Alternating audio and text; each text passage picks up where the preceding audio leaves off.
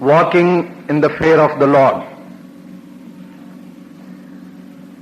ఇది అపోస్తలుల కార్యముల గ్రంథము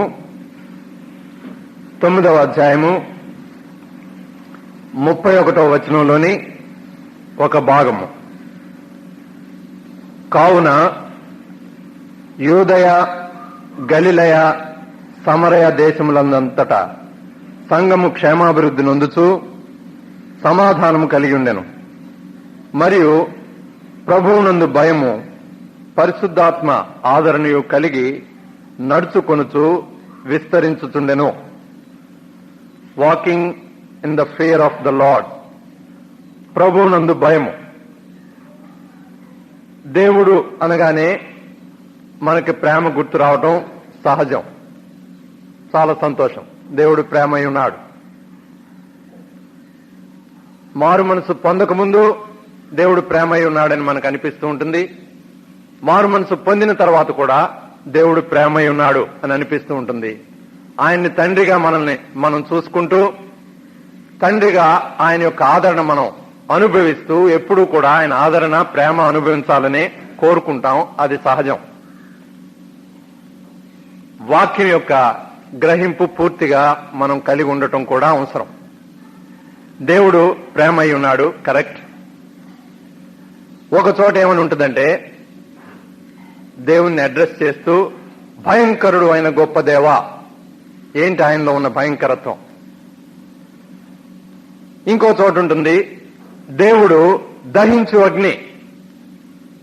ఏంటి ఆయన విషయంలో ఉన్న ప్రమాదం? ఇంకొక చోట ఉంటుంది, జీవము గల దేవుని చేతిలో పడుట బహు భయంకరము. ఏంటంత ప్రమాదకరమైన పరిస్థితి? వాటిని గురించి కూడా మనం ఆలోచించాల్సింది. Walking in the fear of the lord. దేవుని భయంతో, దేవుని భయంలో నడుచుకోవటం. విశ్వాస జీవితం ఒక నడక. దేవుని భయము కలిగి ఉండి నడుచుకోవాలి అంట. ఆది సంఘంలోనే దేవుని ప్రేమను వాళ్ళు అనుభవిస్తూ ఉండగా, దేవుని ప్రేమ గురించి వాళ్ళు ఎంతో సంతోషపడుతూ ఒకరితో ఒకరు మాట్లాడుకుంటూ ఉన్న రోజుల్లోనే దేవుడు ఈ రెండవ ఆస్పెక్ట్ ను కూడా వాళ్ళ మధ్య ఆయన డెమాన్స్ట్రేట్ చేశాడు. సంఘం ఆరంభమైంది, చిన్న చిన్నగా పెరుగుతూ ఉంది. గబాల్ని మాస్ మూవ్మెంట్స్ వచ్చాయి, అనేక మంది జనం చేరుతూ ఉన్నారు. అటువంటి పరిస్థితుల్లో దేవుడు వాళ్ళ విషయంలో ఒకటి డెమాన్స్ట్రేట్ చేయాలని ఆయన కోరుకున్నట్టు మనకు అనిపిస్తూ ఉంది. అందరికి ఒక డిజైర్ వచ్చిందంట, మనం కమ్యూనిటీగా మనం బ్రతుకుదాం, ఆస్తులు ఎవరికి వాళ్ళం వేరని అనుకోవద్దు అనే ఆశ వాళ్ళలో వచ్చినప్పుడు, ఒక కమ్యూనిటీ పద్ధతిలో వాళ్ళకున్న ప్రత్యేకమైన ఆస్తులు, వాళ్ళ ఇళ్ళు, వాళ్ళ పొలాలు అమ్మి అపోస్తలుల పాదాల దగ్గర తీసుకొచ్చి అక్కడ పెట్టి, మాకేది అవసరమో దేవుడు మాకు ఈ సమాజంలోనే లేదా ఈ సంఘంలోనే మాకు ఆయన అనుగ్రహిస్తాడు, కాబట్టి ఇదిగో ఇదంతా మీ దగ్గర పెడుతున్నాం అని అన్నారు. అందరూ పెడుతూ ఉన్నారు. బర్నబా అనే గొప్ప ధనవంతుడు, ఒకవేళ అందరూ చూస్తున్నారేమో, ఈయనేం చేస్తాడో చూద్దాం. మనం అంటే ఏ చిన్న చిన్న ఆస్తులు, మనకు ఆశ వచ్చింది ఇచ్చేసాం. ఈ గొప్ప ధనవంతుడు కూడా తన పొలాన్ని, స్థలాన్ని అమ్మి అపోస్తలుల పాదాల దగ్గర పెడతాడా అని వాళ్ళు చూస్తూ ఉన్నప్పుడు వాళ్ళు అనుకున్నంత పని జరిగింది. బర్నబా తన విస్తారమైన పొలాన్ని, స్థలాన్ని, ఇంటిని, సమస్తాన్ని అమ్మేసి తీసుకొచ్చి అపోస్తలుల పాదాల దగ్గర పెట్టాడు. ఎప్పుడైతే ఇంత పని జరిగిందో, కొంతమంది కొంచెం ఊగిసలాడుతున్న విశ్వాసంలో కూడా కొంచెం ఆశ వచ్చింది. అననీయ, సప్ఫీరా వాళ్ళిద్దరూ మాట్లాడుకున్నారు, మనం ఏం చేద్దాం? బర్నబా చూసావా ఎంత ఆస్తి అమ్మేసి అపోస్తలుల పాదాల దగ్గర పెట్టేశాడో, మరి మనం ప్రభువుని నమ్ముకున్నాంగా, మనం విశ్వాసమే కదా, మనం ఏదో ఒకటి మరి ఆ మోడల్లో చేయకపోతే బాగోదు, సంఘంలో అందరూ మనల్ని గమనిస్తారు. కాబట్టి ఓ పని చేద్దాం, అమ్మేద్దాం, కొంత మన కోసం ఉంచుకుని మిగతా తీసుకెళ్లి అపోస్తలుల పాదాల దగ్గర పెట్టేసి, ఇదిగో ఆస్తులు అమ్మేశాం, పొలాలు అమ్మేశాం, కమ్యూనిటీ లివింగ్ కోసం మేము సిద్ధపడి వచ్చాం, అన్నిటికీ మేము రెడీ, ప్రభు మార్గంలో మీరెలాంటి వాళ్ళో మేము కూడా అలాంటి వాళ్ళమే అని మనం వాళ్ళ ముందు ప్రూవ్ చేసుకుందామని అంతా అమ్మారంట. ఇద్దరు కలిసి కొంత దాచుకున్నారు. ముందు హెడ్ ఆఫ్ ద ఫ్యామిలీ వచ్చాడు, ఆయన నడుచుకుంటూ వచ్చాడు. వచ్చి డెమాన్స్ట్రేషన్ అందరూ చూస్తూ ఉన్నారు. నవ్వు, చాలా సాహసవంతుడిగా, అందరిలో ఒకడిగా, విశ్వాసంలో విశ్వాసిగా చలామణి అయ్యేవాడుగా తను వచ్చి నడుచుకుంటూ వచ్చి ఆ మూట అక్కడ పెట్టాడు. పేతురు గారు చూస్తున్నారు. ద్వారంలో ప్రవేశిస్తూనే ఈ ముఖ కవళికలు గమనిస్తూ ఉన్నాడు. అతను కోరుకునే, అతనిలో ఉన్న ఆశ ఏంటి అనేది చూస్తూ ఉన్నాడు పేతురు. అంతేకాదు, పరిశుద్ధాత్మ దేవుడు కలుగ చేసుకుని డిమాన్స్ట్రేట్ చేయాల్సిన రోజు అది. వచ్చి ఆ మూట అక్కడ పెడుతూ, ఇదిగో నా సమస్తాన్ని అమ్మేశాను, తీసుకొచ్చాను, ప్రభు పాదాల దగ్గర నేను ఇది పెడుతున్నాను అని అంటూనే, అననీయ, పరిశుద్ధాత్మను మోసపుచ్చుటకు నిన్ను ప్రేరేపించిన వాడెవడు? ఆ పొలం, ఇళ్ల స్థలం నీ చేతిలో ఉన్నప్పుడు అది నీది కాదా? దాన్ని అమ్మిన తర్వాత అప్పుడు కూడా నీది కాదా? పరిశుద్ధాత్మను మోసపుచ్చాలనే ప్రేరేపణని కలుగు చేసిన వాడు ఎవడు అని అంటూనే, he fell dead there instantaneously. He collapse there. జనం అంతా చూస్తూనే ఉన్నారు. అప్పటి వరకు ఆశ్చర్యపోతూ ఉన్నవారు, ఈయన కూడా బిలీవరేనా అని అనుకుంటూ ఉన్నవాళ్ళు ఒక్కసారి దిగ్భ్రాంతి చెందిపోయారు. అందరిలో భయం కలిగిపోయింది. ఏమయ్యాడు అననీయ? చచ్చి పడిపోయాడు. ఏంటి అతను చేసిన తప్పు? అసలు ఇవ్వని వాళ్ళని ఏమన్నాడు ఈయన అపోస్తలుడు?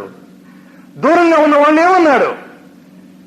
ఇవ్వటానికి వచ్చి ఏదో కొంచెం తన కోసం దాచుకుంటే ఇంత పనా? ఎంతో ఆలోచించాల్సిన విషయం. దేవుడు కలుగు చేసుకున్న రోజది. దేవుని యొక్క భయం మానవుల్లో లేదా ఆయన యొక్క సంఘంలో డిమాన్స్ట్రేట్ అవ్వాల్సిన రోజు. ఈ fell dead there. Young people లేచారు. పేతురు అన్నాడు, come on, bury him. Should we not inform his wife? No. భార్యకు కూడా ఈ కబురు అందటానికి వీల్లేదు. తీసుకెళ్ళండి, వెళ్ళి సమాధి చేసిరండి. కుర్రాళ్ళు వెళ్ళిపోయారు. సమాధి చేయడానికి తీసుకెళ్లిపోయారు. 3 గంటల టైంలో అమ్మగారు వస్తూ ఉంది. అదే చిరునవ్వు, అదే వేషం, అదే మోసం, అదే కపటం లోపలికి వస్తూ ఉంది. సపీరా, మీ ఆయన గారు కొంత డబ్బు తెచ్చారమ్మా, పొలం ఆస్తులు అన్ని అమ్మి తెచ్చానని అన్నారు. అంతకే అమ్మారా మీరు? అవునండి, అంతకే. పరిశుద్ధాత్మను మోసపుచ్చడానికి నీకెంత ధైర్యం? ఎవడు నిన్ను భ్రమ పెట్టాడు? ఇదిగో నీ భర్తను పాతిపెట్టిన వాళ్ళ పాదాలు అదిగో తలుపు ముందు శబ్దం అవుతూ ఉన్నాయి. నువ్వు కూడా సెలవు తీసుకో. Fell dead there, she also died. Terror, భయం. సంఘం అంతా కూడా కంగారు పడిపోవాల్సిన టైం అన్నమాట. పరిశుద్ధాత్మను మోసపుచ్చడం చిన్న చిన్న విషయాలవి. ఆ రోజు సంఘంలో అది డిమాన్స్ట్రేట్ అయింది. సంఘం అంతా భయపడిపోయారు. భయంలో వాళ్ళు దేవుని యొక్క భయం కలిగి నడుచుకోవడం అంటే ఏంటో వాళ్ళ కళ్ళ ముందు చూశారు. అలా నడుచుకోవాల్సిన అవసరాన్ని వాళ్ళు గమనించారు. వాళ్ళు నడుచుకుంటూ ఉన్నారు. What is happening these days? How easily we are spared. ఎంత తేలిగ్గా మనల్ని వదిలేస్తున్నారు. ఏం చేసినా చెల్లిపోతుంది కదా. కపటం చెల్లిపోతుంది, మోసం చెల్లిపోతుంది, అబద్ధాలు చెల్లిపోతున్నాయి. బిలీవర్స్ వైట్ లైస్ ఆడేవాళ్ళుగా ఉన్నారు. ట్రికరీ చెల్లిపోతుంది, వేషధారణ చెల్లిపోతుంది. ఎవరు గమనించడంలా చెల్లిపోతుంది. బిలీవర్స్ ఏదైనా బిలీవర్స్ చేసే పనే. నటన, వేషధారణ, పాలిటిక్స్, బ్యాక్ బైటింగ్, వెనకుండి దెబ్బతీయటం, పర్సనాలిటీని డ్యామేజ్ చేయటం, అబద్ధాలు ప్రచారం చేయటం, ఒకరినొకరు హెచ్చించుకోవాలని ప్రయత్నం చేయటం, అవతల వాళ్ళతో పోటీ పడటం. ఈ పోటీ తత్వంతో సువార్త పని చేయాలని ప్రయత్నిస్తూ ఉంటాం. మన పని కనపడాలి, అవతల వాళ్ళ పని కనపడకూడదు. మన ప్రత్యేకత తెలియాలి, అవతల వాళ్ళ ప్రత్యేకత తెలియకూడదు. మన వరం స్టేజ్ మీద ఉండాలి, అవతల వాళ్ళ వరం స్టేజ్ మీద ఉండకూడదు. ఎక్కడికక్కడ కపటం, ఎక్కడికక్కడ మోసం. ప్రోగ్రామ్ ప్లానింగ్ లో మోసం, సంఘాన్ని పట్టించుకోవడంలో మోసం, కుటుంబాన్ని పట్టించుకోవడంలో మోసం. ఎక్కడి నుండైనా సపోర్ట్ వస్తే ఆ సపోర్ట్ ఎలా పంచాలో ఆ పంచడం విషయంలో మోసం. సొంత పర, మన కులం, అవతల కులం, కుల భేదాలు, ఎన్ని రకాల మోసాలు. పరిశుద్ధాత్మ దేవుడు ఈ రోజు కూడా దిగి వచ్చి ఆయన యొక్క అనుగ్రహాన్ని డిమాన్స్ట్రేట్ చేయాలి అని అనుకుంటే, యెహోవా దహించు అగ్ని అనే సత్యం ఇక్కడ రుజువుపరచబడాలి అని ఆయన అనుకుంటే, ఈయన భయంకరుడైన గొప్ప దేవుడు అనే సంగతి వీళ్ళందరికీ తెలియాలి అని అనుకుంటే, జీవము గల దేవుని చేతిలో పడుట బహు భయంకరం అనేది డిమాన్స్ట్రేట్ చేయాలి అని అనుకుంటే ఏ సంఘం మిగులుతుంది? ఏ విశ్వాసం మిగులుతాడు? ఎంత కపటం, ఎంత వేషధారణ, ఎంత పాలిటిక్స్, ఎంత ట్రిక్కరీ, ఎంత గమ్మత్తులు. ఎన్ని రకాలు చలామణి అయిపోతున్నాయి, సాగిపోతున్నాయి. అయినా కానీ దేవుడు కరుణామయుడు. నమ్ముకునే వాళ్ళు నమ్ముకుంటూనే ఉన్నారు. హిందువులకంతా ఇదేమీ పట్టడంలా, ముస్లింలకంతా ఇదేమీ పట్టడంలా, సంఘంలో ఉన్న గందరగోళం వాళ్ళకేమీ పట్టడంలా. దేవుడు వాళ్ళని కరుణించాడు కాబట్టి వాళ్ళకి ఈ సంగతులు అందటంలా. వాళ్ళు ఆలోచించే టైంలో లేరు. వాళ్ళ సువార్త సత్యమే వాళ్ళకు గొప్ప, సిలువే వాళ్ళకు గొప్ప, సిలువ యొక్క విజయమే వాళ్ళకు గొప్ప, రక్తం యొక్క విడుదల వాళ్ళకు గొప్ప. వస్తున్నారు, ఆంధ్ర దేశం అంతా మారుతూ ఉన్నది. కానీ ఈ సంగతి ఏంటి? సంఘంగా నువ్వెక్కడున్నావు? సంఘంలో సభ్యుడుగా నీకెంత ధైర్యం, ఎంత మోసం, ఎంత తంత్రం సాగిపోతుంది. దేవుడు చూడటం లేదని అనుకుంటున్నావా? జీవము గల దేవుని చేతిలో పడుట బహు భయంకరం. అన్యజనులేనా విమర్శింపబడేది? అన్యజనులేనా తీర్చబడేది, తీర్పు తీర్చబడేది? దేవుడు పక్షపాత? ధర్మశాస్త్రము లేక పాపము చేసిన వారందరూ ధర్మశాస్త్రము లేకే నశించిపోయేదరు. ధర్మశాస్త్రము కలిగి పాపము చేసిన వారందరూ ధర్మశాస్త్రానుసారముగా తీర్పు పొందుదురు. తీర్పు రెడీగా ఉన్నది. దేవుని యొక్క తీర్పును తప్పించుకునే పరిస్థితి లేదు. విశ్వాసిగా వేషం ఆడదామని అనుకుంటే జాగ్రత్త సుమా. ఎంత త్వరగా నిన్ను సెట్ చేసుకుంటే నీకంత మంచిది.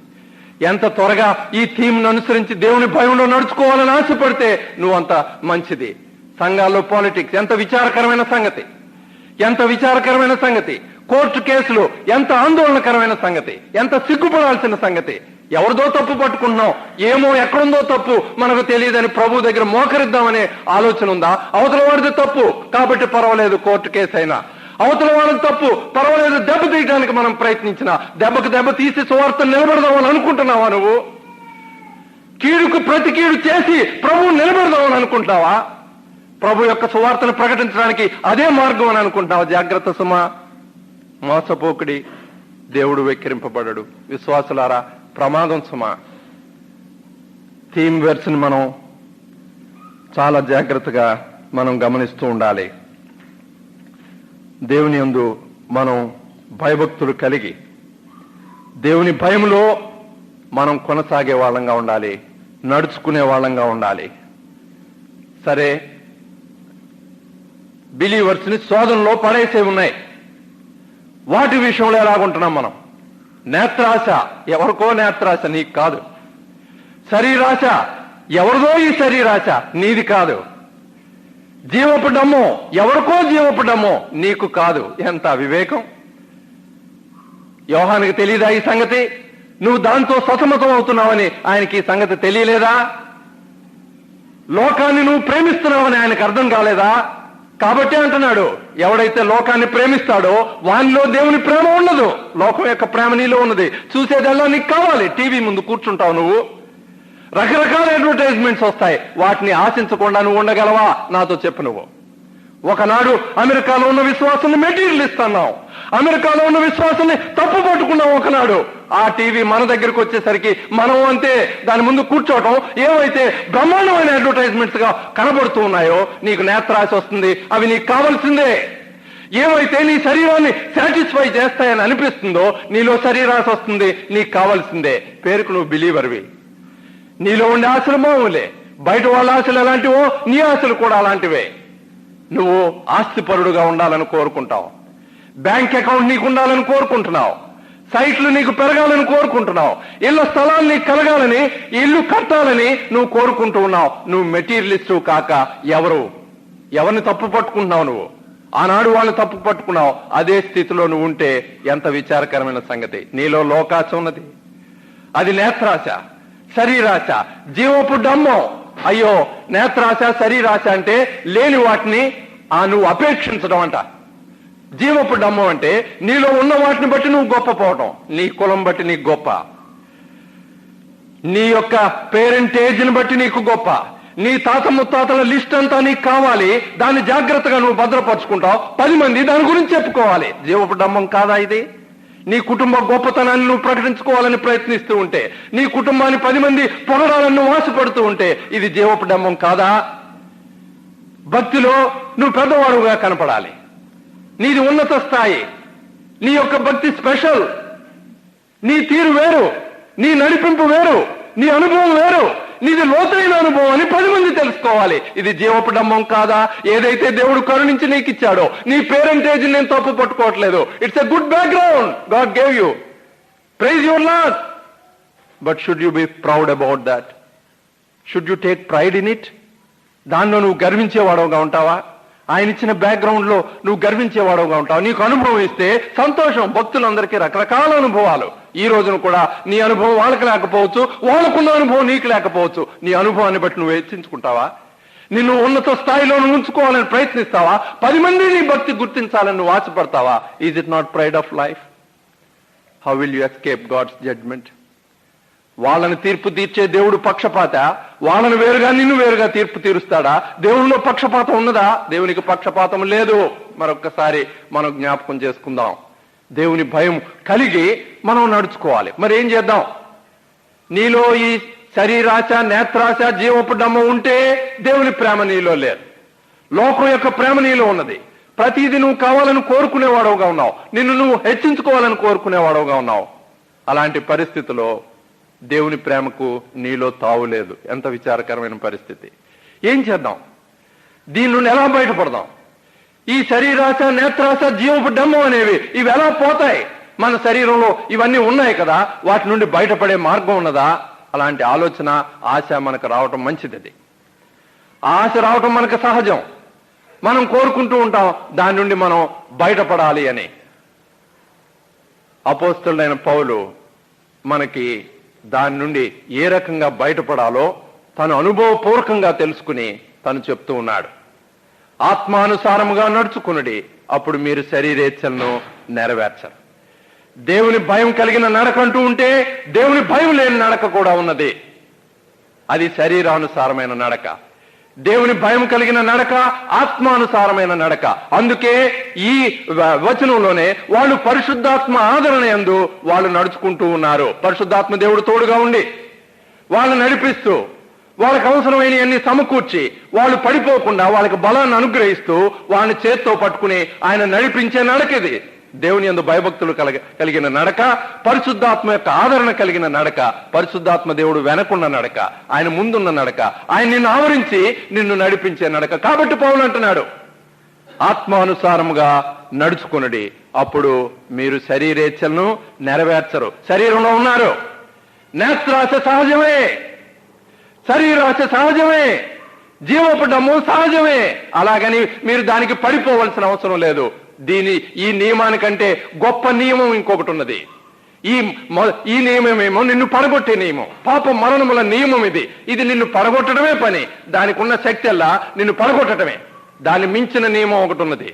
దానికంటే బలమైన నియమం ఒకటి ఉన్నది. దాన్ని నువ్వు కోరుకుంటే పరిశుద్ధాత్మ దేవుడు నిన్ను ఎత్తి పట్టుకుంటాడు. అదేంటి అంటే క్రీస్తు యేసునందు జీవమునిచ్చు ఆత్మ యొక్క నియమము. అందుకే పౌలు అంటాడు, క్రీస్తు యేసునందు జీవమునిచ్చు ఆత్మ యొక్క నియమము పాప మరణముల నియమము నుండి నన్ను విడిపించెను అని అంటున్నాడు. తనకొచ్చిన అనుభవ కారణంగా, దేవుడు తనకు బయలుపరిచిన ప్రత్యక్షత కారణంగా అంటున్నాడు, ఆత్మానుసారముగా నడుచుకునుడి, అప్పుడు శరీరేచ్ఛలు నెరవేర్చరు. చాలా గొప్పగా ప్రసంగాలు చేయటం అలవాటైపోయింది. ఒక ఇయులో చాలా బ్రహ్మాండంగా ప్రసంగం చేశా. ఆత్మానుసారంగా నడుచుకునుడి, శరీరేచ్ఛలు నెరవేర్చరు. శరీరేచ్ఛలు తుచ్చమైనవి. నేత్రాశ, శరీరాశ, జీవపడము, వాటి నుండి బయటపడాలి అంటే ఆత్మానుసారంగా నడుచుకోండి అని బ్రహ్మాండమైన ప్రసంగం చేశాను. ముగించాను. బయటకు వచ్చేసరికి ఒక తమ్ముడు అన్నాడు, అన్నా ఆత్మానుసారంగా నాకు నడుచుకోవాలని ఉంది. ఆత్మానుసారంగా నడుచుకోవాలంటే ఎలాగా అన్నాడు. అలా ఉన్న పాటున నీరు కారిపోయాను. నేను చాలా వేదన పడ్డాను. ఏమీ జవాబు చెప్పలేకపోయాను.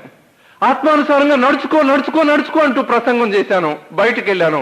ఎలాగ నడుచుకోవాలి అంటే ఏమీ చెప్పలేని స్థితిలో నేను ఉండిపోయాను. నా హృదయం ఆరాటం మొదలైంది. ఏంటిది ఆత్మానుసారంగా నడుచుకోవటం? ఎప్పుడు ఈ బలం వచ్చేది? కళ్ళు మూసుకుని ఆత్మని ప్రార్థన చేసుకుంటూ ఉంటే బలం వస్తుందా?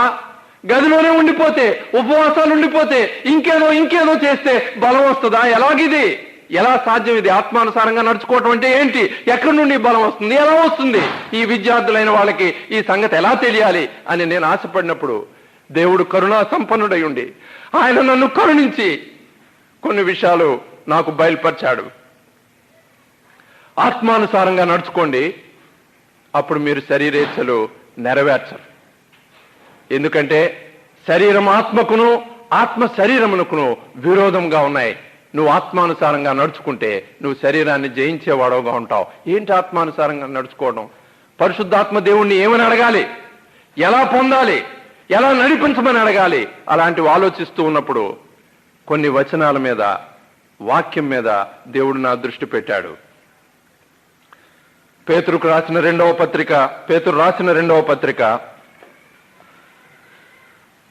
1వ అధ్యాయము 21వ వచనం. ఏలైనగా ప్రవచనం ఎప్పుడునూ మనుష్యుని ఇచ్చను బట్టి కలుగలేదు గాని మనుష్యులు పరిశుద్ధాత్మ వలన ప్రేరేపింపబడిన వారై దేవుని మూలముగా పలికిరి. మనుష్యులు పరిశుద్ధాత్మ వలన ప్రేరేపింపబడిన వారై దేవుని మూలముగా పలికిరి. ప్రవచనం ఎలా పుట్టుకొచ్చింది? వాక్యం ఎలా పుట్టుకొచ్చింది? రాయబడిన గ్రంథం ఎలా వచ్చింది అని అంటే అది దేవుని మూలంగా వచ్చింది. దేవుడే దానికి ఆధారం. కానీ ఆయన చేసిన పని ఏంటంటే పరిశుద్ధాత్మ దేవుని ద్వారా మనిషిని ప్రేరేపించి మనిషితోనే పలికించాడు. లేఖనాల వెనుక పరిశుద్ధాత్మ దేవుడు ఉన్నప్పుడు నువ్వు లేఖనాన్ని పక్కన పెడితే నీకు బలం ఎక్కడి నుండి వస్తుంది? నువ్వు శరీరస్తులను ఎలా జయించగలవు? నువ్వు పరిశుద్ధాత్మ దేవునికి లేఖనాలకి సంబంధం ఉన్నది సుమా. బైబిల్ చదవటం చాలా అది కష్టమైన విషయంగా ఎంచుకునే వాళ్ళు జాగ్రత్త. బలం ఎక్కడి నుండి వస్తుంది మీకు? లేఖనాల్లో ఆయన భద్రపరుచుంచాడు. పరిశుద్ధాత్మ దేవుడు లేఖనాల వెనుకున్నాడు. నువ్వు నేను చదవాలని, లేఖనాల యొక్క బలం మనం పొందాలని, మనం నిలబడాలని, శరీరేచ్ఛల్ని జయించాలని ఆయన ఏర్పాటు చేస్తే బైబిల్ చదవడానికి నీకు టైం లేదా? నీకు సెలెక్ట్ ప్యాసేజెస్ ఉన్నాయి. You love pass over. ఏంటి పాస్ ఓవర్ అంటే నీకు నచ్చిన ప్యాసేజ్ నుండి జంప్ చేసి ఇంకో ప్యాసేజ్కి వెళ్ళిపోతావు. నువ్వు కీర్తనలు నీకు ఇష్టం, మరి మిగతా లేఖనాల సంగతి ఏంటి? ఇంత లావు గ్రంథాన్ని దేవుడి చేతిలో పెడితే అర్థం చేసుకునే జ్ఞానం నీకు ఇస్తే నీకు టైం లేదు. మరి దేవుని యొక్క శక్తి నీలో ఎలా కనపడుతూ ఉంటుంది? జంప్ చేసే పరిస్థితిలో నువ్వు ఉన్నావా? వాగ్దానాలే నీకు కావాలి.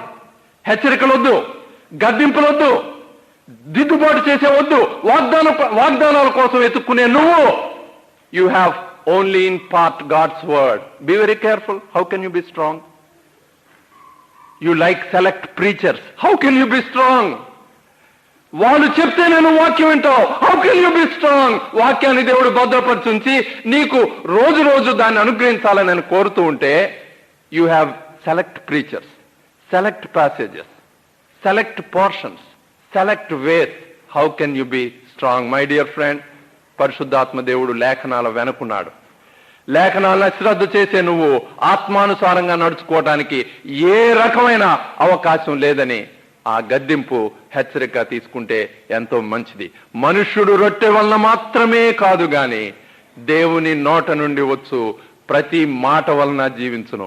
ఉదయం నీకు వాక్యం అవసరం, మధ్యాహ్నం నీకు వాక్యం అవసరం, సాయంత్రం నీకు వాక్యం అవసరం, ఆదివారం ఆరాధనలో వాక్యం అవసరం, మధ్యలో ఉన్న ఉపవాస కూడికల్లో వాక్యం అవసరం, శనివారం ప్రార్థన సమయంలో వాక్యం అవసరం, మామూలు రోజుల్లో వాక్యం అవసరం, ప్రత్యేకమైన సమావేశాలు జరుగుతూ ఉన్నప్పుడు అప్పుడు కూడా నీకు వాక్యం అవసరం. మనుషుడు రొట్టె వలన మాత్రమే కాదు గాని దేవుని నోట నుండి వచ్చు ప్రతి మాట వలన జీవించును.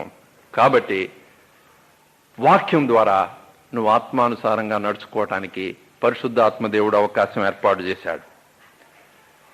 రోమీయులకు రాసిన పత్రిక 8వ అధ్యాయము 26వ వచనం. అటువలే ఆత్మయు మన బలహీనతను చూచి సహాయం చేయుచున్నాడు. ఏలైనగా మనము యుక్తముగా ఎలాగూ ప్రార్థన చేయవలనో మనకు తెలియదు గాని ఉచ్చరింప శక్యము కాని మూలుగులతో ఆత్మ తానే మన పక్షముగా విజ్ఞాపన చేయుచున్నాడు. నువ్వు ప్రార్థనా పరుడువా? గొప్ప చెప్పుకుంటున్నావు. నువ్వు ప్రార్థనా పరురాలువా? గొప్ప చెప్పుకుంటున్నావు. నువ్వు యుక్తముగా ఎలాగూ ప్రార్థన చేయాలో మనకి తెలియదంట. ఏది మనకు మంచిదో తెలీదు, ఏది మనకు మంచిది కాదో తెలీదు. ఏదో ప్రార్థన చేసేద్దామని అనుకుంటాం. ఆయన మన తండ్రి, ఆయన మనల్ని కరుణించేవాడు. ఆ తండ్రికి విజ్ఞాపన చేయటం చేత కాని నీ తరపున పరిశుద్ధాత్మ దేవుడు నిలబడి ఉచ్చరింప శక్యము కాని మూలుగులతో నీ తరపున పరిశుద్ధాత్మ దేవుడు విజ్ఞాపన చేస్తూ ఉంటే ఆత్మకి నీ ప్రార్థనకి ఏం సంబంధం లేదు. పరిశుద్ధాత్మ దేవుడు మాటలకి నువ్వు మోకాళ్ళ మీద ఉండి చేసే ప్రార్థనకి ఏమీ సంబంధం? వాక్యం ఏం చెప్తుంది? ఆత్మ యందు ప్రార్థన చేయొచ్చు. ఏది నీ ప్రార్థన? పరిశుద్ధాత్మ దేవుని యొక్క రికగ్నిషన్ ఉందా? అసలు త్రిత్వమై ఉన్న దేవుడనే సంగతి యొక్క గ్రహింపు నీకుందా? యేసు ప్రభు పేరు చెప్పే నువ్వు తండ్రి పేరు చెప్పే ఆలోచన నీలో ఉందా? పరిశుద్ధాత్మ దేవుని పేరు చెప్పే ఆలోచన నీలో ఉందా? Father is as important as the son, so is the holy spirit. కుమారుడు ఎంత ప్రాముఖ్యమైన వాడో తండ్రి కూడా అంతే ప్రాముఖ్యమైన వాడు. కుమారుడు ఎంత ప్రాముఖ్యమైన వాడో పరిశుద్ధాత్మ దేవుడు కూడా అంతే ప్రాముఖ్యమైన వాడు. ఆయనకి ఇవ్వాల్సిన ప్లేస్ నువ్వు ఇవ్వకుండా నువ్వు ప్రార్థన చేస్తే నీ ప్రార్థన వినబడుతుందా? నువ్వు ప్రార్థనా పరురాలు అని నువ్వు గొప్ప చెప్పుకో, నీ ప్రార్థనలో బలం లేదు. నీ ప్రార్థన నిన్ను ఆత్మానుసారంగా నడిపించే తీరులో లేదు. నువ్వు శరీరేచ్ఛలు ఎందుకు జయించలేకపోతున్నావు అంటే, ఒకవేళ ఈ పద్ధతిలో నువ్వు ప్రార్థన చేయటం లేదు. తండ్రికి నువ్వు ప్రార్థన చేయాలా తెలిసిన తర్వాత, ఆత్మలో నువ్వు ప్రార్థన చేయాలా, కుమారుని నామాన్న ప్రార్థన చేయాలా. నీ ప్రార్థన త్రియేక దేవునికి సంబంధించిన ప్రార్థనగా ఉంటుందా? తెలియని రోజులు దేవుడు క్షమించాడు. తెలిసిన తర్వాత ప్రార్థన తండ్రికి చేయాలి, ఆత్మలో చేయాలి, కుమారుని ద్వారా చేయాలి, కుమారుని నామాన్న నువ్వు ప్రార్థన చేయాలి. ఈ రకమైన ప్రార్థన నువ్వు కలిగి ఉన్నప్పుడు నువ్వు ఆత్మానుసారంగా నడుచుకునేవాడుగా ఉంటావు. శరీరేచ్ఛల్ని నువ్వు నెరవేర్చని దానివిగా ఉంటావు. కొరింథీయులకు రాసిన మొదటి పత్రిక 12వ అధ్యాయము 13వ వచనం, ఎలాగనగా యూదులమైనను గ్రీసు దేశస్థులమైనను దాసులమైనను స్వతంత్రులమైనను మనమందరము ఒక్క శరీరములోనికి ఒక్క ఆత్మయందే బాప్తిస్మము పొందితిమి. మనమందరమును ఒక్క ఆత్మను పానము చేసిన వారమైతిమి. ఏంటి ప్రభు నీ విషయంలో జరిపించింది ఏంటి అంటే, ఆయన ఒక్క శరీరంలోకి పరిశుద్ధాత్మ దేవుని ద్వారా నిన్ను చేర్చాడు. పరిశుద్ధాత్మ దేవునికి నీ బాప్తిస్మానికి సంబంధం ఉంది. బాప్తిస్మం యొక్క సంగతి ఆలోచించకుండా గడిపే ఈయులు, బాప్తిస్మం సంగతి ఆలోచించకుండా గడిపే ఈజీఎఫ్లు, అదేదో సిద్ధాంతం కదా అని దాన్ని పక్కన పెట్టుకుంటే ఈయుల్లో ఈజీఎఫ్లో బలం ఎలా ఉంటుందని అడుగుతున్నాను నేను. పరిశుద్ధాత్మ దేవుని చేత ఏర్పాటు చేయబడిన ఈ బాప్తిస్మాన్ని అలక్ష్యం చేసే నువ్వు నీ శరీరేచ్ఛలను ఎలా జయించగలవు? బాప్తిస్మం అంటే నీకు భయం. హిందువుల నుంచి వచ్చిన వాళ్ళారా, ప్రభు నమ్ముకోవడానికి మీరు ఇష్టపడ్డారు, ఆయనకి దండం పెట్టుకోవడానికి ఇష్టపడ్డారు, కానీ బాప్తిస్మం అనగానే వెనక ముందు ఆలోచిస్తున్నారు. ఎందుకు అంటే తెగదెంపులు చేసుకుని 10 మంది ముందు నిలబడి దేవుడు ఏమైతే నీ హృదయంలో కార్యాన్ని జరిపించాడో వాళ్ళందరి మధ్య తెలియజేస్తూ ప్రభు ఇచ్చిన ప్రత్యేక సమయాని కోసం సిద్ధపడి ఆయన ఇచ్చే ఆంక్షను పొందే రోజు అది బాప్తిస్మం అంటే. దాన్ని నువ్వు పక్కన పెట్టావు, నువ్వు బలంగా ఎలా ఉంటావు? శరీరేచ్ఛను నువ్వు ఎలా జయిస్తావు? నీలో నేత్రాశ కనపడకుండా ఎలా ఉంటుంది? నీలో శరీరాశ జీవపు డమ్మం లేకుండా ఎలా ఉంటాయని నేను ప్రశ్నిస్తూ ఉన్నాను. జాగ్రత్త. ప్రభు వెళ్ళాడు, బాప్తిస్మం ఇమ్మని అడిగాడు, బాప్తిస్మం ఇచ్చే యోహాను అదిరిపోయాడు. నేను నీకు బాప్తిస్మం ఇవ్వటం ఏంటి అన్నాడు. లేదు, నువ్వే నాకు బాప్తిస్మం ఇవ్వాలి అని ప్రభువును బలంతో పెడుతూ ఉంటే ప్రభు అంటున్నాడు, లేదు ఇప్పుడు కానిమ్మో, నీతి యావత్తు ఇలా నెరవేర్చబడాల్సి ఉన్నది అని అంటూనే బాప్తిస్మం ఇచ్చే యోహాను ధైర్యం చేసి ప్రభువుని నీళ్లలో ముంచాడు. నీళ్లలో నుంచి లేస్తూనే ఆకాశం తెరవబడింది. పరిశుద్ధాత్మ దేవుడు శరీరాకారంతో పావురం వలె ఆయన మీదకి దిగి వచ్చాడు. బాప్తిస్మానికి ఆత్మ యొక్క కార్యక్రమానికి సంబంధం ఉంది. ఆత్మ కార్యక్రమాన్ని అంచెలంచెలుగా ఆపే నువ్వు, నీకు ఆత్మానుసారంగా నడిచే నడక్కి ఏం సంబంధం అని ఈ ఉదయాన్ని నేను అడుగుతూ ఉన్నాను. బాప్తిస్మ కార్యక్రమం విషయంలో జాగ్రత్తగా ఉందాం, ఆశపడదాం, నేర్చుకుందాం, కోరుకుందాం. ఒకనొక సమయాన తెగించి మనం వెళ్ళి నిలబడదాం. 10 మంది ముందు ప్రభు నామాన్ని ఒప్పుకుందాం, బాప్తిస్మం పొందుదాం. ఆ పద్ధతిలో ఆత్మానుసారంగా నడుచుకునే అవకాశాన్ని మరొకదాన్ని మనం కలిగించుకుందాం, బాప్తిస్మం. ఆ తర్వాత యోహాను సువార్త 4వ అధ్యాయము 24వ వచనం. యోహాను సువార్త 4వ అధ్యాయము 24వ వచనం. దేవుడు ఆత్మ కనుక ఆయన ఆరాధించువారు ఆత్మతోనూ సత్యముతోనూ ఆరాధింపవలెనను. నీ ఆరాధన అది ఆత్మతోనూ సత్యముతోనూ ఆరాధిస్తే తప్ప అది ఆరాధన కాదు. కొన్ని ప్యాటర్న్స్ నువ్వు నేర్చుకోవచ్చు, కొంతమంది పితరులు చేసిన పద్ధతిలో నువ్వు ఆరాధిస్తూ ఉండొచ్చు. ఎప్పటికప్పుడు నిన్ను నువ్వు పరిశీలించుకోవాలి. నా ఆరాధన ఆత్మతోనూ సత్యముతోనూ చేసే ఆరాధనేనా? పరిశుద్ధాత్మ దేవుని యొక్క ప్రెజెన్స్ నేను గుర్తిస్తూ ఉన్నానా? పరిశుద్ధాత్మ దేవుడు ఇచ్చే ఫ్రీడమ్ నాలో ఉన్నదా? Is there freedom of spirit? Am I able to really worship my Lord? You need to question yourself. Otherwise, it's not pleasing to Him. ఎంతమందికి ఆదివారం వచ్చి ఆరాధన చేసుకోవడానికి టైం ఉండదు. చుట్టాలు వస్తే ఆరాధన మానేయటం, ఏదైనా ప్రత్యేకమైన ప్రోగ్రాం ఉంటే ఆరాధన మానేయటం, రిట్రీట్లుంటే ఆరాధన మానేయటం, క్యాంపులుంటే ఆరాధన మానేయటం. ఎంత భయంకరమైన పరిస్థితి. పరిశుద్ధాత్మ దేవుడు ప్రత్యేకంగా ఆరాధన అనే సమయాన్ని ఏర్పాటు చేసి ఆత్మానుసారంగా నిన్ను నడిపించడానికి ఆయన ఇష్టపడుతున్న రోజుల్లో ఆదివారాన్ని పక్కన పెట్టే నువ్వు ఎలా బలంగా ఉండగలవు? చుట్టాలు వస్తే మానేస్తావు, నువ్వు నీకు పనులు వస్తే మానేస్తావు, ప్రత్యేకమైన కార్యక్రమాలు వస్తే మానేస్తావు నువ్వు. ఆదివారం నీకేమంత పట్టింపు లేదు, నీకు ఎక్కడి నుండి బలం వస్తుంది? ఉండి ప్రార్థన చేస్తావా? బలం వస్తుందా? దేవుడు బలాన్ని పైనుంచి పంపించాలా? బలం దిగి రావాలా? ఎలా వస్తుంది? దేవుని పద్ధతిని, పరిశుద్ధాత్మ పద్ధతిని పక్కన పెట్టిన నువ్వు బలంగా ఉండడానికి వీలు. ఎప్పుడు నిన్ను విప్పనిచ్చారు నిన్ను నడిపించేవాళ్ళు? సాక్ష్యాన్ని చెప్పడానికి అనుమతి ఇచ్చారా నీకు? సాక్ష్యం చెప్పడానికి ఒక లెవెల్ రావాలి అని అంటూ ఉన్నారు వాళ్ళు. బైబిల్లో చూస్తూ ఉంటే, కొత్త నిబంధనలో చూస్తూ ఉంటే, ఏ స్థాయికి వాళ్ళు పొందారో ఆ స్థాయికి వెళ్లి సాక్ష్యం ఇమ్మని ప్రభు అన్నాడు. ఈ గెరాసేనీల దేశంలో ఉన్నవాడితో అంటున్నాడు, ఎల్లు నీ సోదరులకు చెప్పు, ప్రభు నీ మీద కనికరపడి ఏం చేశాడో వెళ్ళి చెప్పు. నీకు వాక్యం సత్యం అని అనిపించిందా? సత్యం అని అనిపించిందని వెళ్ళి చెప్పు. నోరు విప్పడానికి టైం కావాలా? దానికి లెక్కలున్నాయా? సాక్ష్యం చెప్పడానికి నీకు సిగ్గా? 10 మందిలో నోరు విప్పితే ప్రభు యొక్క మార్గానికి సంబంధించిన వాడని నిన్ను తోలనాడతారు, నిన్ను తక్కువగా చూస్తారని నీకు సిగ్గైతే పరిశుద్ధాత్మలో నీకు పాలు లేదు, ఆత్మ యొక్క కార్యకలాపాల్లో నీకు పాలు లేదు, ఆత్మానుసారంగా నడిపించబడే అవకాశం నీకు లేదు. ఎందుకు అంటే పరిశుద్ధాత్మ దేవునికి సంబంధించింది సాక్ష్యం అనేది. అయినను పరిశుద్ధాత్మ మీ మీదకి వచ్చినప్పుడు మీరు శక్తి నొందెదరు గనుక యెరూషలేములోను యూదయ సమరయ దేశములంతటను భూదిగంతముల వరకును నాకు సాక్షులై ఉందురు. సాక్షులై ఉందురు. సాక్ష్యము కట్టుదురు కాదు, సాక్ష్యము నిలబెట్టుదురు కాదు. There are challenges these days. People want you to build your testimony. Is it true? Is it according to the scripture? సాక్ష్యాన్ని కట్టండి అయ్యా. నువ్వు కట్టుకుంటావా సాక్ష్యం? నీ సాక్ష్యాన్ని నిలబెడతావా? నువ్వు నీ సాక్ష్యాన్ని ప్రదర్శిస్తావా? You will become a హిపోక్రెట్.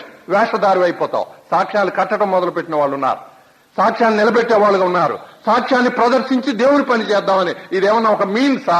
ఎక్కడున్నా డ్రామా కంపెనీకి వెళ్ళి తెచ్చే సామానా ఇది? సాక్ష్యాన్ని ప్రదర్శించి దేవుని రాజ్యాన్ని నువ్వు కడతావా? సాక్షులై ఉందురు అన్నాడు ఆయన. సాక్ష్యాన్ని కడతారు అని అనలా. So something is wrong somewhere. Something is wrong somewhere. పరిశుద్ధాత్మ దేవుడిని అడగాలి, ప్రభువా నాకు సాయం చేయి, నేను సాక్ష్యం చెప్పాలి అని అంటే నేను ముందు నీకు సాక్షిగా ఉన్న పరిస్థితి నాలో ఉండాలి. కాబట్టి నాకు సాయం చేయని అడుగు. నోరు విప్పు. ఇక్కడ నోరు విప్పు, ఇంకో చోట నోరు విప్పు, బస్సుల్లో నోరు విప్పు, ఇంకెక్కడో నోరు విప్పు. ఆశ్చర్యం, నీ సంగతి నువ్వు చెప్తూ ఉంటే జనం గందరగోళ పడిపోతున్నారు, భయపడిపోతున్నారు. ఇది సత్యమైన మాట, ఇది రుజువైన మాట అని ఆ ప్రపంచ నలుమూలలో తెలుస్తున్న రోజులు, ప్రత్యేకించి ఆంధ్రదేశంలో సాక్ష్యాలకి మనుషులు కంగారు పడుతూ ప్రభు మార్గంలోకి వస్తున్న రోజులు. సాక్ష్యం చెప్పడానికి నీకు టైం లేదు. ఒక సెట్టింగ్ కావాలి, ఒక మైక్ కావాలి, ఒక పద్ధతి కావాలి, ఒక తీరు కావాలి, అప్పుడే నీకు సాక్ష్యం. పరిశుద్ధాత్మ దేవుని యొక్క బలం నీకు ఎలా ఉంటుంది? ఆత్మానుసారంగా నడుచుకునే దానువుగా నువ్వు ఎలా ఉంటావు? నీ శరీరేచ్ఛను జయించిన దానువుగా నువ్వు తృప్తిగా అడుగు తర్వాత అడుగు వేసుకుంటూ ముందుకు సాగిపోయే జీవితం నీకు ఎలా కలుగుతుందని నేను అడుగుతున్నాను. కొరింథీయులకు రాసిన మొదటి పత్రిక 12వ అధ్యాయము 11వ వచనం. అయినను వీటినన్నిటినీ ఆ ఆత్మ ఒకడే తన చిత్తము చొప్పున ప్రతి వానికి ప్రత్యేకముగా పంచి ఇచ్చుచు కార్యసిద్ధి కలుగజేయుచున్నాడు.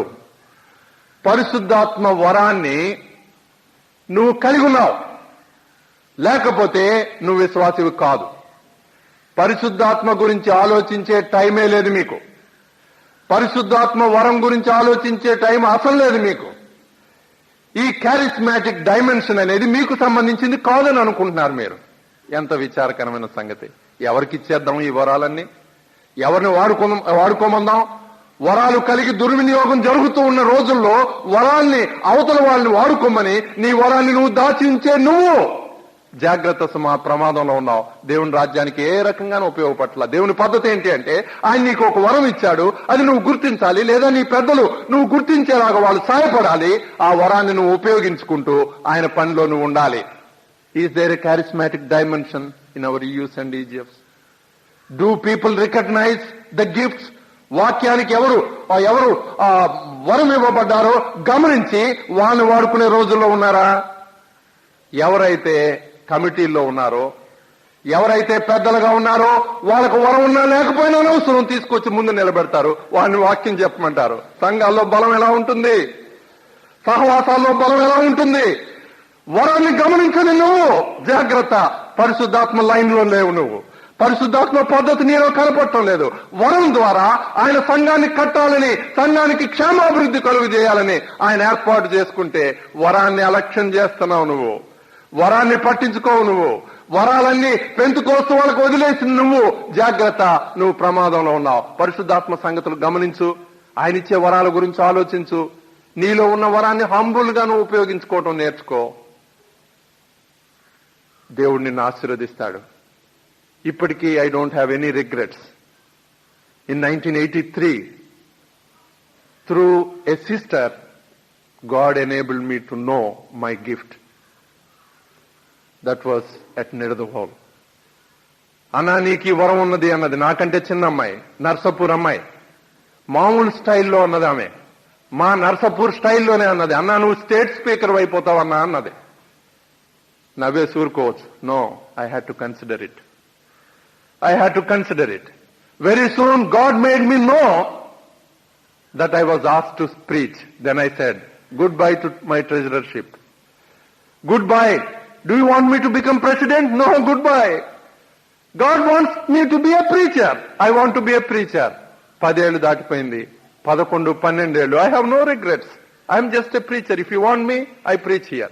If someone else wants me somewhere, I go there. Because that is my gift. నువ్వేమంటావు? నా గిఫ్ట్ లో తప్పు పట్టుకుంటావు. అన్నా నువ్వు యూఎస్ఐ వాడు కదా, ఎందుకు అక్కడికి వెళ్తున్నావు? ఎందుకు వాళ్ళు పిలిస్తే వెళ్తాను అని ఎందుకు నువ్వు తప్పు పట్టుకున్నావు? You don't have charismatic dimension. You don't realize what it is to use the gift of God. దేవుని యొక్క వరాన్ని వాడటం అంటే ఏంటో నీకు అర్థం కాదు కాబట్టి నాకు ఆటంకం పెట్టు. నన్ను నువ్వు బ్లేమ్ చేయి. నేనేదో విలేజ్ మినిస్ట్రీకి వెళ్ళానని పుకారు పుట్టించు. 10 మందిలో నువ్వు మాట్లాడించు. ఎందుకు నీకు అర్థం కాలా? నాకు దేవుడు అర్థమయ్యేలా చేశాడు. నాకు ఇవ్వబడిన వరం, నా ప్రయారిటీ కొద్దీ నేను యూఎస్ఐకి ఉపయోగపడతాను. వేరే టైమ్స్ లో వేరే వాళ్ళు పిలిస్తే వాళ్ళకు కూడా నేను ఉపయోగపడతాను. Do you have that? Do you realize that? Don't you know you are a singer? What are you doing? Don't you know you are a musician? What are you doing? Don't you know నీ natural తలాంతు, నీ బలమైన ఎత్తైన personality దేవుడిచ్చాడు. అది దేవుడే నీకు ఇచ్చాడు. ఆ ఎత్తైన పర్సనాలిటీతో ఏం చేస్తున్నావు? ఆ చక్కటి నవ్వుతో నువ్వేం చేస్తున్నావు? నీకిచ్చిన చక్కటి చదువుతో నువ్వేం చేస్తున్నావు? నీకిచ్చిన చక్కటి సహనంతో నువ్వేం చేస్తున్నావు? నీకు పని చేయగలిగే ఓర్పు నేర్పు ఆయన ఇచ్చినప్పుడు చాపలేయటమే కావచ్చు గాక, గిన్నెలు కడగటమే కావచ్చు గాక, ఏదైతే ఏమైంది గాక, పరిచర్య అయిన వరాన్ని ఎంత పైన పెట్టాడు అపోస్తలుడైన పౌలు. ఏదైనా వరమే. ప్రవచనాలు చెప్పేవాళ్ళని అనుమానిస్తావు నువ్వు, జాగ్రత్త వరం అది. భాషలు మాట్లాడే వాళ్ళని అనుమానిస్తావు నువ్వు, జాగ్రత్త అది వరం. వాళ్ళు దుర్వినియోగం చేసుకుంటే వాళ్లే పోతారు. అనుమానించడం జాగ్రత్త. అది దేవుని పద్ధతి, వాక్యానుసారమైన తీరది. వరాలను అనుమానించే నువ్వు దేవుని నామాన్ని ఎలా గణపరచగలవు? దేవుని సేవలో ఎలా పాలు పొందగలవు? దేవుని యొక్క పనిని నువ్వు ఎలా చేయగలవు? సంఘాన్ని నువ్వు ఎలా కట్టగలవు? సంఘ క్షేమాభివృద్ధి ఎలా కలుగుతుంది? సంఘం ఎలా విస్తరిస్తుంది? సహవాసం ఎలా బలపడుతుంది? నీ వరం ఏంటో నువ్వు తెలుసుకో. ఎంత త్వరగా తెలుసుకుంటే అంత మంచిది. చిన్న స్థాయిలో ఏమైనా సరే, అది బయటకు కనిపించే వరమైనా కనపడకపోయిన వరమైనా. People may call it spectacular gift, or people may call it supernatural gift, or people may call it just simple natural everyday gift. Doesn't matter, it is given by God. నీ వరాన్ని నువ్వు simple గా నీ దేవుడు నీకు ఇచ్చిన స్థాయిలో నువ్వు ఉపయోగించుకోవడం నేర్చుకుంటే గాడ్ విల్ ఆనర్ ఇట్. అది గిన్నెలు కడగటమే కావచ్చు కాక, గాడ్ విల్ ఆనర్ ఇట్. అది 10 మందిని పిలుచుకురావటమే కావచ్చు గాక, గాడ్ విల్ ఆనర్ ఇట్. బెంచీలు వేయటమే కావచ్చు గాక, బైబిల్ స్టడీకి ఆ ఏర్పాట్లు చేయటమే కావచ్చు గాక, గాడ్ విల్ ఆనర్ ఇట్. ఇంకేదో ఇంకేదో ఇంకేదో ఏమైనా కావచ్చు. నీ వరాన్ని నువ్వు తెలుసుకోవటం నీ భాగ్యం. నీ వరాన్ని నువ్వు తెలుసుకోవటం నీ ధన్యతది. నీ వరాన్ని నువ్వు తెలుసుకోవటం, నీ స్థానం ఏంటో నువ్వు తెలుసుకోవటం, నీ స్థితి ఏంటో నువ్వు తెలుసుకోవటం, నువ్వు చేయాల్సిందేంటో నీకు తెలుసుకోవటం. నీ చేయాల్సిందేంటో నీకు ఎలా అర్థమవుతుంది? దేవుడు ఏ వరం ఇచ్చి సంఘ క్షేమాభివృద్ధి కోసం నిన్ను సంఘంలో ఉంచాడో, దేవుడు ఏ వరాన్ని ఇచ్చి ఫెలోషిప్ యొక్క బలం కోసం నిన్ను అక్కడ ఉంచాడో అది నీకు తెలియనప్పుడు నువ్వు చేసే పని అంతా వృధా అని చెప్తున్నాను నేను. మిమ్మల్ని భయపెట్టాలని కాదు. సీనియర్స్ కూడా గమనించాలి. జాగ్రత్తగా పరిశీలించి ఎవరు వరం ఏంటో తెలుసుకుని ఆ పద్ధతిలో వాడిని వాడుకోవాలి. మనుషులకు ప్లేస్ సృష్టించడం కాదు, కలిగించడం కాదు, నువ్వు మనుషుల్ని నిలబెట్టడం కాదు. వరాన్ని అనుసరించి ఇచ్చేసేయండి, ఏం పర్వాలేదు. దేవుడు నీ సంఘాన్ని వర్ధిల్లేలాగా చేస్తాడు, నీ సహవాసాన్ని ఇంప్రూవ్ అయ్యేలా చేస్తాడు. 10 మంది వచ్చి చేరే కమ్యూనిటీగా దేవుడు దాన్ని మార్చబోతూ ఉన్నాడు. ఈ సమయంలో మరొక్కసారి నువ్వు జ్ఞాపకం చేసుకోవడం అవసరం. ఆత్మానుసారంగా నడుచుకోండి. నా తమ్ముడు ఆ రోజు నన్ను అడిగిన కారణంగా దేవుడు బయలుపరిచిన గొప్ప సత్యం ఇది. ఏంటి ఆత్మానుసారంగా నడుచుకోవటం? వాక్యానికి ఇవ్వాల్సిన ప్లేస్ వాక్యానికి ఇవ్వటం, ప్రార్థనకి ఇవ్వాల్సిన ప్లేస్ ప్రార్థనకి ఇవ్వటం, ఆరాధనకి ఇవ్వాల్సిన ప్లేస్ ఆరాధనకి ఇవ్వటం, దానికంటే ముందు బాప్తిజంకి ఇవ్వాల్సిన ప్లేస్ బాప్తిజంకి ఇవ్వటం, సాక్ష్యానికి ఇవ్వాల్సిన ప్లేస్ సాక్ష్యానికి ఇవ్వటం, పరిశుద్ధాత్మ వరాలకి ఇవ్వాల్సిన ప్లేసు పరిశుద్ధాత్మ వరాలకి ఇవ్వటం. ఇన్ని రకాలుగా దేవుడు బలం ఏర్పాటు చేస్తే వీటిలో కొన్నిటిని నువ్వు మూలకు తోసేసి కొన్ని నచ్చాయి కాబట్టి అవి మాత్రమే నువ్వు చేస్తూ బలంగా నిలబడాలని, ప్రభు మార్గంలో రోజు రోజుకి ముందుకెళ్లే నడకను నడవాలని అపేక్షించటం, కోరుకోవటం ఎంత హాస్యాస్పదం.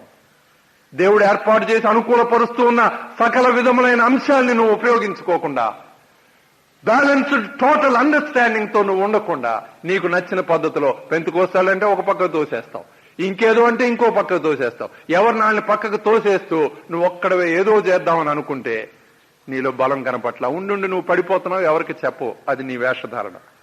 ఉండి నువ్వు పడిపోతున్నావు, ఎవరికి చెప్పవు నువ్వు, అది నీ గొప్పతనం. దేవుడు నిన్ను గమనిస్తున్నాడు.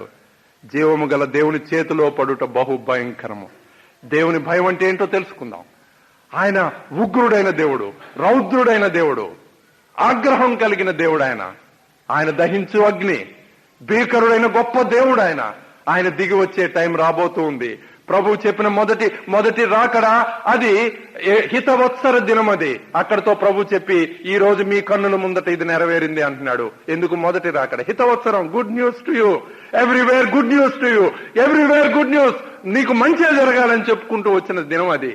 కానీ ఇంకొక దినం రాబోతుంది, ప్రభు యొక్క ప్రతిదండన దినం గురించి. ఆ రోజు ప్రభు ఎత్తి ఈ రోజు మీ కన్నుల ముందు నెరవేరింది అనలేదు. ఎందుకంటే అది 2వ రాకడలో రాబోతుంది. ప్రతిదండన దినం వచ్చినప్పుడు జీవము గల దేవుని చేతిలో పడతాం. అది బహు భయంకరం.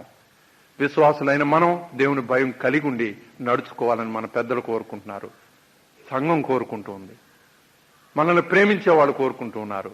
దేవుని భయం విషయంలో మనం శ్రద్ధ కలిగి ప్రతి విధమైన వేషధారణకి దూరంగా ఉంటూ మన స్థితిగతులను ఎప్పటికప్పుడు దేవుని దగ్గర మనిషి దగ్గర కూడా ఒప్పుకుంటూ మనం ఆయన ఏర్పాటు చేసిన మార్గంలో ఆయన ఇచ్చిన సహాయాన్ని బట్టి ముందుకు వెళితే ఆత్మానుసారంగా వెళ్లే మనం నిజంగా దేవుని భయం కలిగి ఉంటాం. శరీరేచ్ఛల్ని మనం జయించే వాళ్ళంగా ఉంటాం. లోకాశకు దూరం అవుతూ ఉంటాం, శరీరాశకు దూరం అవుతూ ఉంటాం, జీవపు డంబానికి దూరం అవుతాం, నేత్రాశికి జీవం అవుతాం అంటే దూరం అవుతాం. అంటే లోకానికి సంబంధించి లోకం యొక్క ప్రేమ మనలో ఉండకుండా దేవుని ప్రేమే మనలో ఉంటుంది. దేవుడు మనల్ని ఆశీర్వదిస్తాడు. కాబట్టి వాక్యము, కాబట్టి ప్రార్థన, కాబట్టి బాప్తిసం, కాబట్టి ఆరాధన, కాబట్టి సాక్ష్యం, కాబట్టి పరిశుద్ధాత్మ వరాలు, సంపూర్ణ గ్రహింపు, సంపూర్ణ అనుభవం, దేవుడు ఏర్పాటు చేసిన మార్గం. ఇది దేవుని లైను, పరిశుద్ధాత్మ యొక్క లైన్. ఆత్మానుసారంగా నడుచుకున్నది. అప్పుడు మీరు శరీరేచ్ఛలను నెరవేర్చరు. ప్రార్థన చేసుకుందాం, దేవుని వైపు చూద్దాం. Praise God. Thank you. ప్రార్థన చేసుకోండి. దేవుడు నిన్ను ప్రేమించాడు, అందుకే ఈ రోజు నిన్ను ఇక్కడ ఉంచాడు. దేవుడికి నువ్వంటే శ్రద్ధ. నీ స్ట్రగుల్ ఆయనకి తెలుసు, నీ ఆలోచన ఆయనకి తెలుసు, నీ యొక్క గందరగోళ స్థితి ఆయనకి తెలుసు, వివాహ విషయంలో నీకున్న భయాలు ఆయనకి తెలుసు, జాబ్ విషయంలో నీకున్న భయాలు ఆయనకి తెలుసు, సేవ విషయంలో నీ కాల్ విషయంలో నీకున్న భయాలు ఆయనకి తెలుసు. దేవుడు ప్రేమించేవాడు, నీ ఎడల శ్రద్ధ కలిగిన వాడు, నువ్వు నిలబడాలని నడవాలని ఆయన కోరుకుంటున్నవాడు. టైం కొద్దిగానే ఉంది. ఈ కొద్ది టైంలో నీ నడక పడిపోయే నడకైతే ఎలాగా? ఆత్మానుసారంగా నడుచుకో అంటున్నాడు ఆయన. ఆత్మానుసారంగా నడుచుకో, అది నేను ఏర్పాటు చేసిన పద్ధతి. నీ నడక ఎలా ఉన్నది పరిశీలించుకో. నీ అభిప్రాయాలు, నీ కాన్సెప్ట్స్ ఎలాగుంటున్నాయి? వాక్యాన్ని అనుసరించి నీ కాన్సెప్ట్స్ కొట్టివేసేయాలి. నువ్వు నీ కాన్సెప్ట్స్ ను వదులుకోవడానికి ఇష్టపడాలి. ఒకవేళ దేవుడు గద్దిస్తూ ఉంటే ఆ తెగింపు నీకు కావాలి, ఆ సాహసం నీకు కావాలి. నువ్వు పట్టుకున్న కుందేలకి 3 కాళ్ళనే పద్ధతి నీలో నుంచి పోవాలి. నేను వెళ్లే లైనే కరెక్ట్ అనే తీరు నీలో నుంచి పోవాలి. మా పెద్దవాళ్ళు ఏర్పాటు చేసిన మార్గమే ఒకవేళ కరెక్ట్ అని అనుకునే పద్ధతి నీలో పోవాల్సి ఉంటే పోవాల్సిందే. నీ యొక్క క్రమమే గొప్పదని నువ్వు అనుకునే పద్ధతి ఉంటే అది పోవాల్సి ఉంటే పోవాల్సిందే. ఎందుకు? వాక్యం ముఖ్యం. వాక్యం యొక్క సంపూర్ణ గ్రహింపు ముఖ్యం. వాక్యం యొక్క తీరు తెన్నులు ముఖ్యం. వాక్యం యొక్క లైన్ ముఖ్యం. పరిశుద్ధాత్మ దేవుని యొక్క పని ముఖ్యం. సేవ పరిశుద్ధాత్మ దేవుడు, సేవ పరిశుద్ధాత్మ దేవుడు. జాగ్రత్త. తండ్రి అయిన దేవుడు, కుమారుడైన దేవుడు, పరిశుద్ధాత్మ దేవుడు, త్రియేక దేవుడు. నీ అలక్ష్యం. జాగ్రత్త. ప్రార్థన చేసుకో, దేవుడు నిన్ను కనికరిస్తాడు. ప్రార్థన చేసుకో, దేవుడు నిన్ను కనికరిస్తాడు. ప్రభువా, నీ సన్నిధిలో నన్ను నేను కమిట్ చేసుకోవడానికి ఇష్టపడుతున్నాను. ఎందుకు వచ్చిన బ్రతుకు? నీ దగ్గర పడి ఉంటేనే అది బ్రతుకు. నువ్వు నడవమన్న నడక నడిస్తేనే అది నడక. ఒట్టి భక్తి ఎందుకు? ఎవరిని ఉద్ధరించడానికి? ప్రభువా, నీ పద్ధతికి నేను వస్తాను. నీ సిద్ధపాటు నాకు ఇవ్వు. నువ్వు ఏర్పాటు చేసిన లైన్ నాకు కావాలి. ఈ రకమైన ప్రార్థన చేసుకోండి.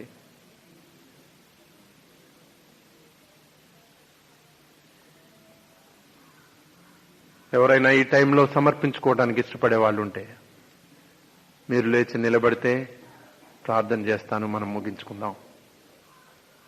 ఎవరైనా ఈ టైంలో ఆత్మానుసారంగా నడుచుకోవడానికి నేను ఇష్టపడుతూ ఉన్నాను, ఇప్పుడు బయలుపరచబడిన ఈ 6 అంశాలని అశ్రద్ధ చేయకుండా నేను వాటిని పాటించడానికి ఇష్టపడుతున్నానని చెప్పే వాళ్ళు ఎవరైనా ఉంటే నిలబడండి. ప్రార్థన చేసుకుందాం.